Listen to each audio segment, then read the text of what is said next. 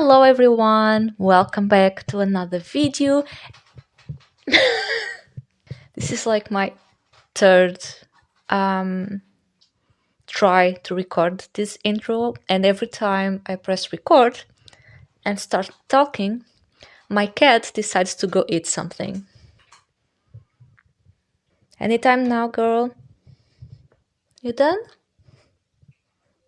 Alright. Bye. Alright, let's try this again. Hello everyone and welcome back to another video, and if you're here for the first time, welcome. I hope you enjoy your stay. So as you might have noticed, I'm using another mic today. This is not a new mic, this is the mic I use for recording my classes, my drawing classes. And the one I've been using lately, the smaller ones, they are very practical, but they were a bit of a hassle to use in general. So this time I'm trying this one, and let's hope everything goes smoothly. It's a bit heavier, but that's fine. At least it has better quality, so hopefully things will go okay in this video. But anyways, this week, what are we doing this week? So recording a class. I'm recording, and by the time this video comes out, the class might already be published. So if that happens, I will leave a link down below in the description. But I'm recording a class update for my Chibi Cats class. So the class already exists where you draw chibi cats, and now I'm making an update for that where we draw cute accessories for our chibi cats. So yeah, that's what I'm going to do this week. I also need to draw my mermay. If you don't know yet, I usually host a drawing challenge, a mermaid drawing challenge during the month of May. I only made 4 prompts, so it's less overwhelming. I don't really have the time to do a drawing a day. Although the original challenge is drawing a mermaid a day, I prefer to just have 4 prompts, 1 per week of this month. So it's a bit less overwhelming, and we're not really putting too much pressure on us to make a drawing a day. So it's 4 prompts, candy theme this time. So I have that drawing challenge over on my Instagram page. So check it out if you want to join in the fun. Every time I see that someone made a mermaid based off on my prompts, I will share them on Instagram. It's always really fun. I always really love to see your mermaids. This is always a very fun month. But yeah, I need to draw my own because I haven't yet. So yeah, that's one of the things I want to do this week. You know, the usual. Doing some art, creating more classes for you guys. If you don't know yet, I'm Patricia. I'm an artist and art teacher. I have my courses over on Skillshare, and I also have my own page on Gumroad where you can buy and watch all of my courses. So there are some links down below for you to check out. So yeah, this is going to be yet another productive week. So join me.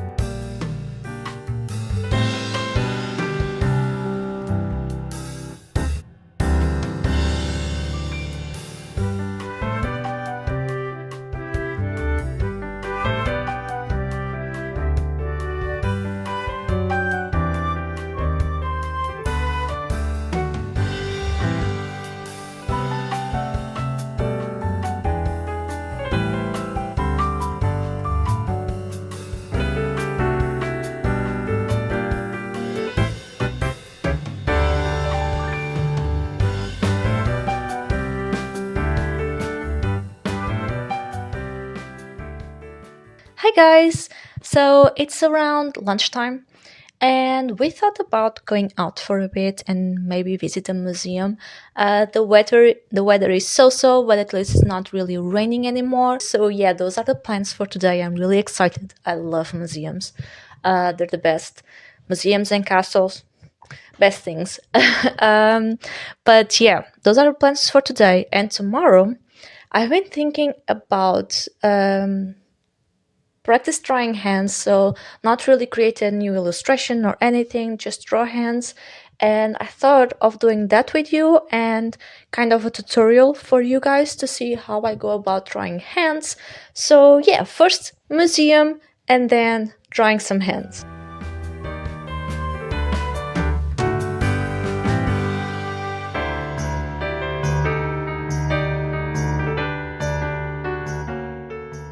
All right, another day. As I said before, yesterday I went on a museum trip. Nothing too much, but it was really refreshing and really nice. It was a nice afternoon. And today, as I said, I want to draw some hands. It's been a while since I practiced drawing just hands. If you've noticed, I haven't really been drawing a lot of characters lately. So you end up getting a bit rusty when you stop drawing certain things. I didn't really want to draw the whole body today. I wasn't feeling like it. Drawing something a bit smaller. So yeah, I thought about hands. It's always a nice thing to draw. I know that hands are regarded as one of the hardest things to draw when it comes to drawing people, but I feel that if you break things down into very simple steps and shapes, things become much easier. This is something I'm always talking about on my drawing courses and even on my tutorials here. That's the kind of process I go through when learning to draw or drawing anything. So yeah, I have some references with me, not a lot. I don't want to draw a lot of hands, but I'm going to use my own references. I do have a reference pack on Gumroad, so I'll leave a link down below for that if you're interested. It has like over 100 or more photos in there, so check it out. It's just reference pack of hands and hands holding things. Some photos or some poses are simpler than others. There are some more complex. I think it's a really helpful pack because you can choose the difficulty of the things you're drawing, of the hands you're drawing. So yeah, I'm going to use those references. I'm going to sit down, open Procreate, and show you how I draw hands. All right, so I have here 3 references, 3 different hand poses, and I feel like they have different levels of difficulty here. First thing I'm going to do is lower the opacity of these images. Something like this. And this is something I always recommend my students when learning any new subject, which is look for shapes on your references. And yes, it's okay for you to draw on top of your reference images. For example, let's go here for the first one, and we want like the most basic shapes. For example, here, first thing we have like a squared shape, and for me, this is always the shape I use for this area of the hand. For me, it's always like a squared shape. Then for our thumb here, I like to use a circle, and then a rectangular shape, and something resembling a lemon wedge. And for the tips of the fingers, I'll always use, or for the fingers themselves, I'll always use this mix of shapes. So now all I have to do is go over all the other fingers. Now, of course, the shapes you're using are all up to you. We might each see a different way to build a hand or any kind of subject. We might see different shapes, and it's all up to you. For example, something else you can do is you use circles and a line. Something like this. Maybe this is easier for you. What else? Some people use the French fries method, so using just some rectangular shapes like this. So that might help as well. So yeah, it's important for you to explore the shapes that you see and that you feel are easier to draw your hands. And this goes for any subject. So yeah, what I'm going to do is go over here and draw some fingers. And now for this one, we have it in another position. As you can see, the shape is mostly the same. And there we go. If you want, you can like use some lines so you remember where the wrist is, but this is it. Shapes are found. Let's go for the next one. Okay, so here we do not see the palm of the hand as clearly, right? It's not turned to us, not one side nor the other, it's to the side. So our shape is going to be a bit different. And again, I might see something and you might see something else. For example, I could make this a whole shape and that will be fine. But since we are working with some perspective here, I like to divide it into two different shapes so I can remember there's some depth and perspective here. So we got here a triangle and whatever you may call this shape. Of course, it doesn't always need to be a regular shape. It's just a shape that makes sense to you. All right, so now we're going to go with fingers. So we have here one. And we got here this lemon wedge for this one. Rectangle again. And something a bit rounder. Now for this one, we got here our kind of rectangle. Once again, it intersects with this one a little bit. And now I'm going to draw this shape here first. And then I'm going to fill things up.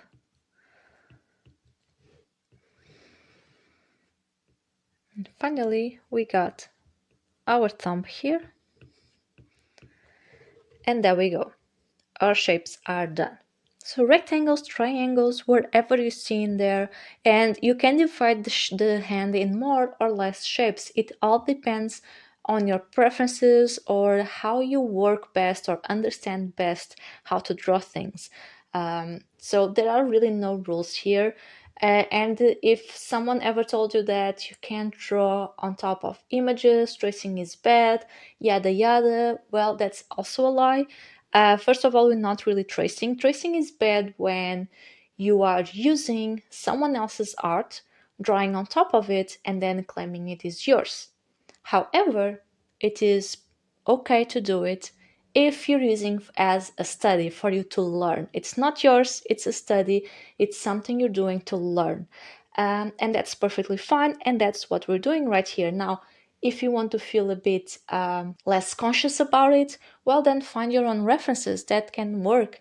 Take your own pictures of poses you want to draw and then draw on top of those images you took. All right, there's nothing wrong with that. It's a way of learning. We always learn with each other, not only from real life but also from others' art, and it's something we as artists all do. Even if you're in school, most of the times you'll have, sooner or later, you'll have an assignment where you'll have to reproduce a piece of art from an artist, a classic artist, a more modernist artist, whatever.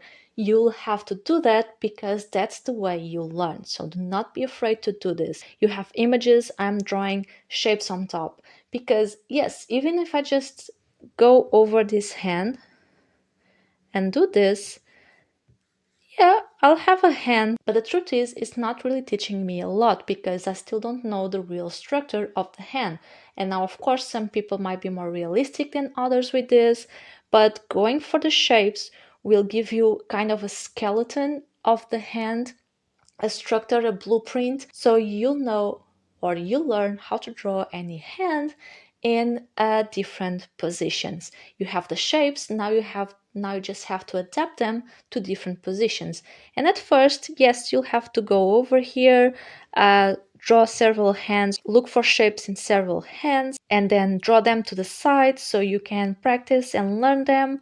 But truth is, sooner or later, you'll have these shapes learned and memorized, because that's also something we're doing here. We are developing our muscle memory. So we're drawing these shapes over and over so we know how to properly draw them without needing the reference as much, or without needing to go over our image and finding the shapes. We already know the shapes. So yeah, once the shapes are done, what you can do and what I recommend you to do is to practice all these shapes to the side. I'm not going to be doing this right now, mostly because I'll be wasting your time, but it's something you should do. Just practice shapes before finishing a whole rendering of a hand. First, try to go in and just memorize those shapes and practice those shapes, because maybe even the shapes you're drawing here, they might not be comfortable for you to draw, and you might have to find another one, another kind of shape. So that's my recommendation. So now I'm just going to go over all these shapes. I'm going to make another sketch, but this time with my references to the side, I'm going to go over here and add more details, such as nails, if there are any. And of course, I'm going to adapt this drawing to my own style. But as you can see, I always have my reference to the side, so I don't miss anything. And another thing to have into account is that you don't always need to strictly follow your reference. You can change things in the pose. Even though I'm using references, I then like to be very liberal with how I draw them or how I draw the pose. Now, of course, this is something that you might be a bit more comfortable as you get more familiar with drawing hands, but it's something to take into account. All right, one sketch done. Let me move my references to the side.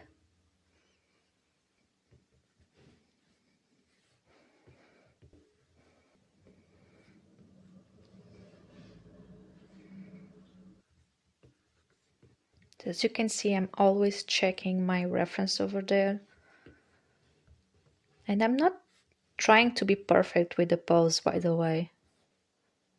I just want to get the general feeling of the hand, of the pose of the hand. One thing to take into account is that there are many ways to learn how to draw things. There are many different methods and we all work differently. So it's important to also learn and understand what works for you. So even if the way I'm doing things doesn't work for you, don't worry. I'm sure there are other methods that can work more. Some people work better with blobs of color instead of lines, for example, and working with value, things like that. I do not, so this is the method I've learned and started to use. All right, another one done. Now let me move my references again so I can see this one clearly. Let's try this way because I prefer to see it to the right of my hand since I'm using my left hand to draw.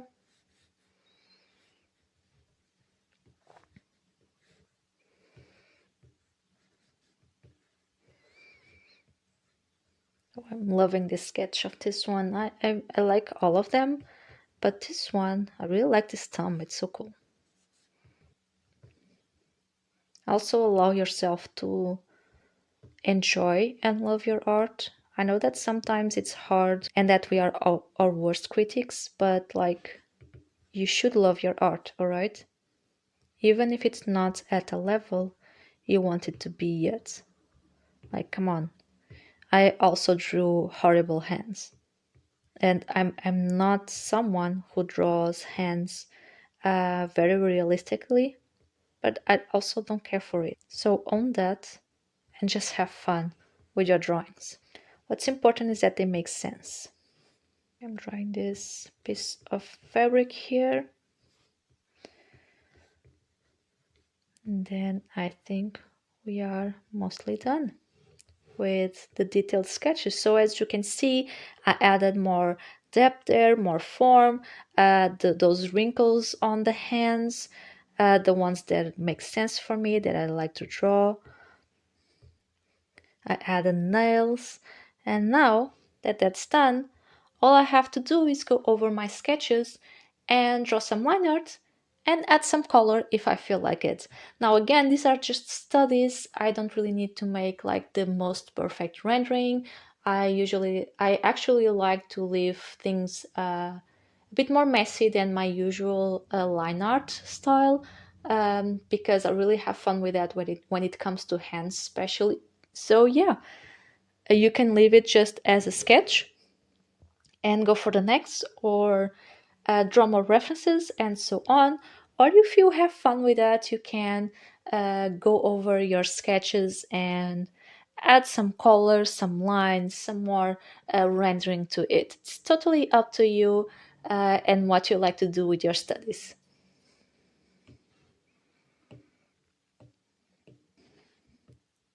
Lately, I've been really into using this kind of traditional medium brushes, this hard pastel pencil and the marker under textures specifically. And I'm going to try to do that with my hand studies today. These brushes are from Olgu, and they make great brushes for Procreate, but also Clip Studio and other drawing software. They have a lot of free brushes on their Gumroad page, so check it out because these are really, really fun. Especially if you're into traditional medium brushes, you'll love them.